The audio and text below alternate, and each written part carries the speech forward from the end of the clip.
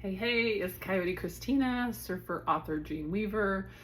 It is Tuesday, Totem Tuesday, and we are in week 6 of the Amazed, Amused, and Often Confused campaign. But that's the title of the book. The campaign is Amazed and Amused, just for short. And we are in the relation stage of the journey, and we've been talking about the empowerment section, and now we're going to go into the paradox section of relations, and it's all about relating to ourselves more honestly, and honoring our own feelings. And then when we do that, we can move into that's our third chakra, and then we move into our fourth chakra, which is our social identity and how we relate to others. So then when we can be honest with ourselves and honor what is best for us, then we can relate more honestly with others. So in the paradox there's lots of paradoxes. Like, one thing is like when you realize like, oh wow, like I keep putting other people's interest in front of mine because I want to be in a relationship with them, and I'm too scared to put myself first, and then maybe they're going to disappear. And not all the time, but just certain things, or just speaking my truth. Sometimes I keep quiet because I don't want to upset the balance of the relationship. And I found that it's kind of a dishonesty when if I'm not truthful about how I'm feeling and what's best for me, sooner or later in the relationship, there's going to be like an earthquake, a crack, creates a fault line. So, and then the paradox about that is that we're always thinking about relating with others and like focusing on the other person, but really what I've needed to focus on most is how I talk to myself, my negative self-talk, and coming to accept all the parts of me. And I'll go into it a little more. I can't remember which animal it was that helped me realize that I needed to love myself first. Off the top of my head. Also, I'm very excited because the new moon is Wednesday. Is it tomorrow or Thursday? The 24th. I'm not sure. 24th. I think it's Thursday is the new moon, and it begins the Leo season. And I just received an email from Spirit Daughter, which if you've been watching these, you know I love Spirit Daughter. It's just fun. It's all about aligning ourselves with nature and with animal guides. So today I'm going to read here. Today begins the Leo season, a time to connect with who we really are and share that person with the world. Leo teaches us to bravely open our heart, accept ourselves completely, and find what truly makes us happy. This energy connects us with everything we love about life. Ruled by the sun, Leo brings our attention to the things that hold us together and bring us home. It's time to remember who we are while becoming the person we've always wanted to be. During this fiery season, proudly share your truth with the world and lead others to do the same. This is the moment for you to connect with your core essence and express it with a lion's roar.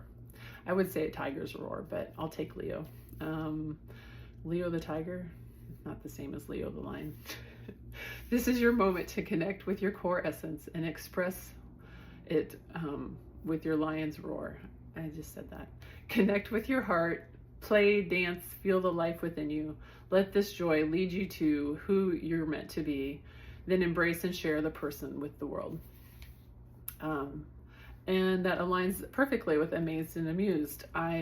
It's about developing that mindset where we're perfectly happy in our own skin and in who we are, and then we can shine our light, and that encourages others and gives them permission to shine their light, so they can be happy in their lives and with who they are and share who they truly are with the world.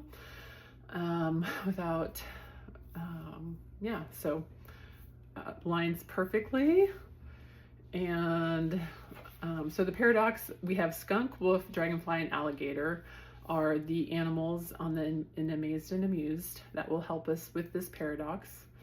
And we're going to go more into each animal later on, and today I'm just going to read more about the relation stage and the paradox section of that journey. So this is the daily excerpt from the book.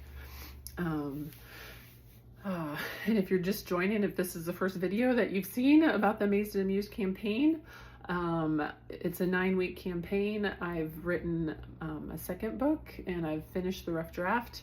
My first book I self-published but my big dream is to be a published author and to actually get paid to write, and to earn a living and make a living doing what I love. Would be amazing. So that's what I'm working towards. So this campaign is about sharing the journey to joy and how animal guides have helped me heal childhood trauma, heal disappointments, and just on my journey in life to balance all the things that happen. So animal guides, chakras. My goal is to get 20,000 subscribers on Substack and to get 500 pre-sales. So would love, on Insta, if you go into my bio, you can there's links to signing up or purchasing in the pre-sale, and also to sign up for a Substack subscriber, and that's free. And share with others would be awesome. All right, so here's the excerpt from Amazed and Amused.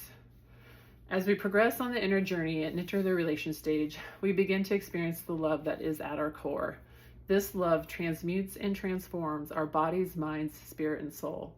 Too often we forget this love, but luckily it stays with us always, waiting to be discovered and rediscovered time and time again. Christ rises on the third day. Love conquers death. There is a part of each of us that is immortal, perhaps divine. It is the part that loves. During the relation stage of the journey, we have the strength and desire to begin to engage with life and in new relationships honestly. We are learning to heal and to take care of ourselves and our hearts, and we are ready to grow even after experiencing great loss, even when we are still a bit heartbroken. There may have been a time when we thought we would never be happy again, but by following the wisdom within and connecting with ourselves, we've discovered the joy that is our birthright, and we begin to rediscover this joy and reclaim our birthright despite the pain and despite the loss. There's no time frame for this grieving process. We don't get to set a schedule. The sun is going to shine in its own damn time, and there's nothing you or I can do about it. For some, it will take weeks, maybe months. For others, it will take years. Usually, the longer our body holds the trauma and the longer we avoid and deny and look for escapes, the longer it will take to process the pain our body has been storing and to unwind from our learned coping mechanisms and unhealthy habits.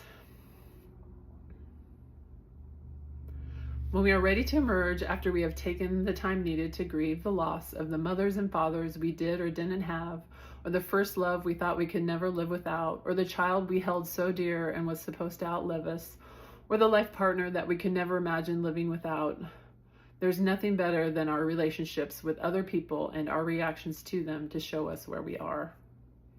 It is through relation that we live our deepest truths. It goes back to a quote I came across in a tourism book about Santorini when I was traveling in Greece at the end of 2009. A man from this beautiful Greek island was quoted as saying something to the effect of, "To love something so much that it brings you to the truth of who you are." My love for my husband, now my ex, brought me to the truth of my experience and who I am at my core. It is through relationships that I have arrived at the truth of who I am. If I had to narrow down my truth to one word, I would say love. Even though there are plenty of things I say and do that are not very loving to others or myself, if I take the time to peel back all the layers of hurt and anger and fear, I find love, the heart of bodhicitta. This love is not based on a fantasy or what I want or what I expected.